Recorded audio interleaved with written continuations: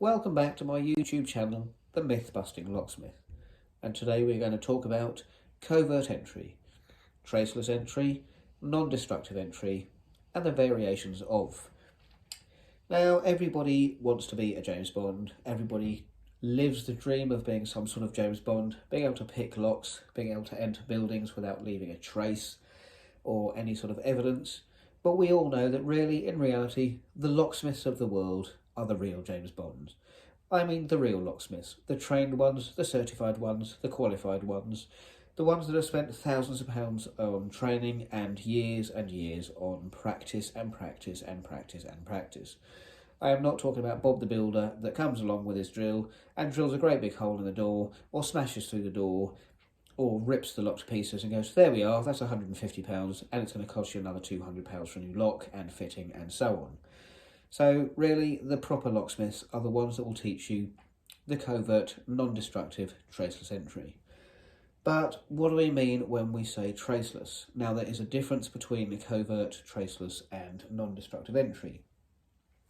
So, starting from the smallest to the largest, I have a selection of these. This is the smallest, it's very bendy, it's nicely finished, it's got flat sides, it's not sharp, but it is likely to scratch metal, it is likely to leave a mark and or a trace. It is very good on small locks and small catches when you just need to move something out of the way or slide it underneath to be able to get into where you're going. Very useful, I like it, it could mark the metal. Another one, this is flatter and straighter. Again, it's got sharp corners, so it could scratch the metal. But again, very bendy, not rigid at all, and very effective for moving catches out of the way or sash locks and so on. But it is likely to damage the lock or cause a small scratch. So not traceless, not covert, but it would be non-destructive. Now the next one, very similar. It's long, it's thin, it's got non-sharp sides. It's very bendy and very flexible. And again, I like this one. I do like this set. It's nicely finished with a handle, but these were not designed as locksmith tools. I have simply adapted them to work as such. A larger version of this one we've seen here. Very flexible, nice finish. Again, good for larger locks and sort of getting in and sliding down.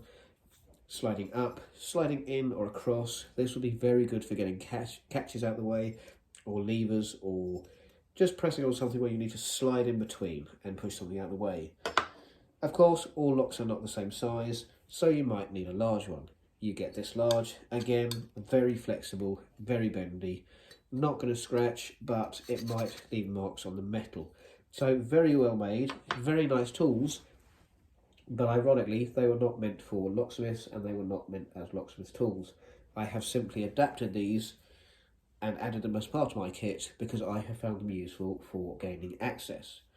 Now, we will leave these here because I want to go on to something else, but I want to come back to these. So, back in 1989, I went to catering college and I started training as a chef, and I bought this. This is a very expensive Swiss spatula.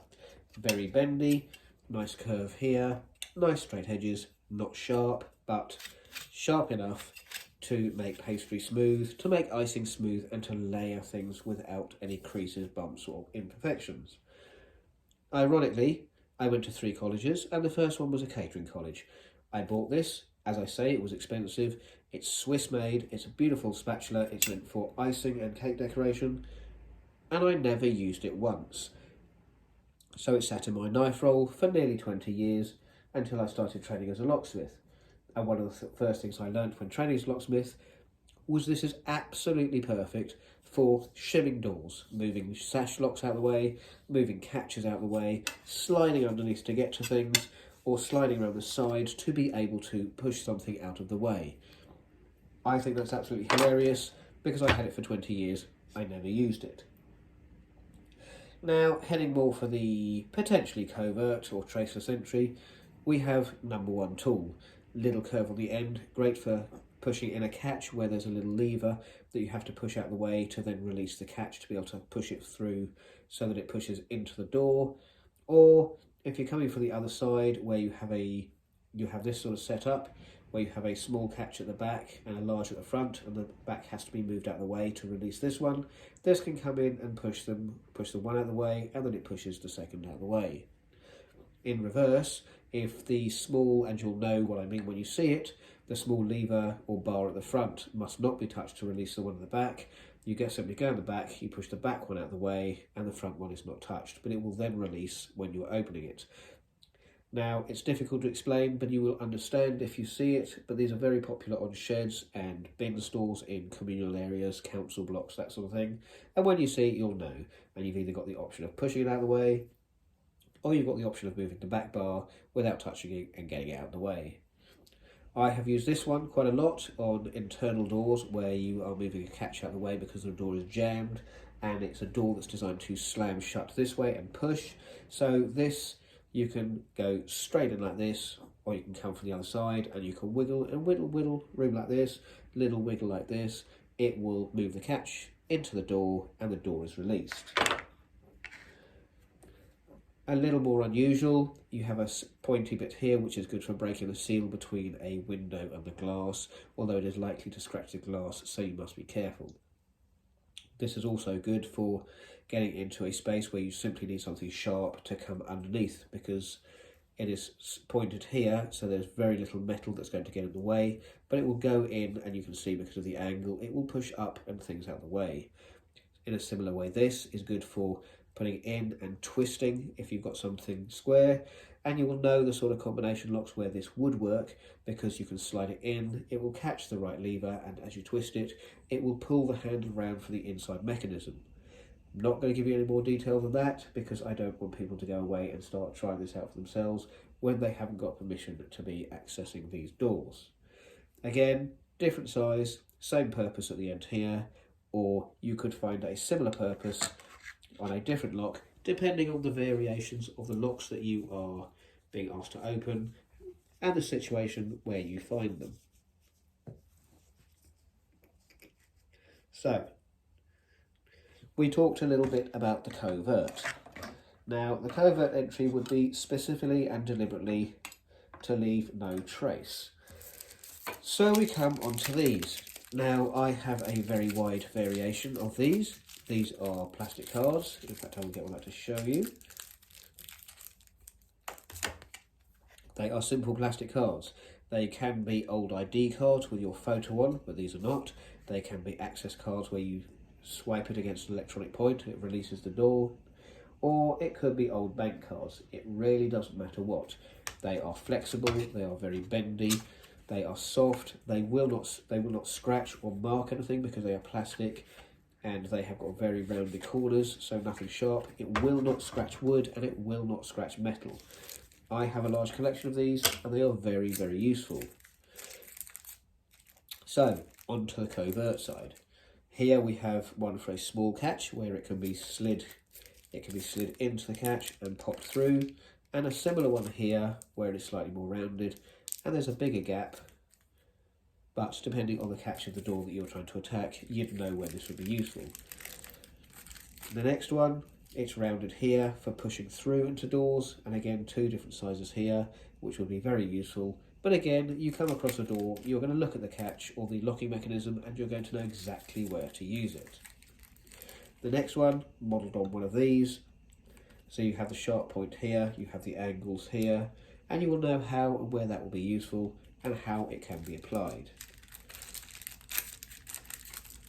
More of a straight edge here and here and here, and these have been specifically designed by me for different types of combination locks, because I will know where that you can slide it in and twist it, and it will twist the handle round without scratching the metal inner or the outer, but it's thin enough to go under the seal, whereas one of these might not be thin enough, so the card has to be thinner to be able to go in, breaking the seal and twisting it round without causing damage. And of course I keep saying about causing damage because this is the covert element.